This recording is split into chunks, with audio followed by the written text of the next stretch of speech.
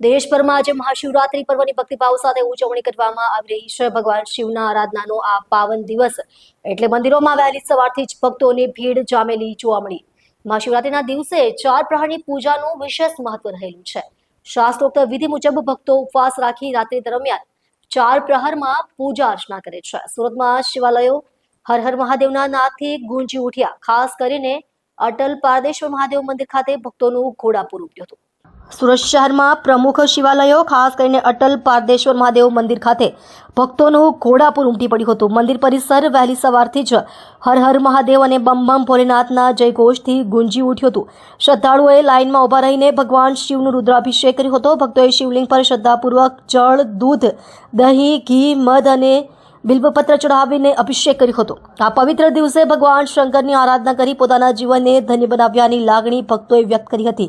મહાશિવરાત્રીના મહત્વને ધ્યાનમાં રાખીને સુરતના તમામ શિવાલયોમાં વિશેષ આયોજન કરવામાં આવ્યા છે। મંદિર સંચાલકો અને વહીવટી તંત્ર દ્વારા ભક્તોની સુવિધા માટે વ્યાપક વ્યવસ્થા ગોઠવવામાં આવી છે। પોલીસ દ્વારા સુરક્ષાના કડક બંદોબસ્ત ગોઠવવામાં આવ્યા છે અને ભક્તોની ભીડને નિયંત્રિત કરવા બેરિકેડ્સ લગાવવામાં આવ્યા છે। શહેર અને ગ્રામ્ય વિસ્તારોમાં રાત્રિ જાગરણ અને ભજન કાર્યક્રમોની પણ રંગેચંગે તૈયારી। પર્વ અટલ આશ્રમ સુરત આપ સર્વ ભાવિક ભક્તોનું હાર્દિક સ્વાગત કરું છું। મનસુરી બટુગીરીજી। મિત્રો, આજે શિવરાત્રી મહાપર્વ નિમિત્તે કોઈ પણ શિવાલયમાં જઈને 1 લોટા જલ, 1 બિલીપત્રમ, 1 પુષ્પમ ભગવાનને ભાવથી અર્પણ કરવાથી એમ કહે છે કે સાયુજ્ય મુક્તિ મળે છે। આવો આજે અહીં લઘુરુદ્ર યજ્ઞ, બ્લડ કેમ્પ તેમજ ઠંડા 1100 લીટરની ઠંડાઈનો કાર્યક્રમ 9 વાગ્યાથી શરૂ છે।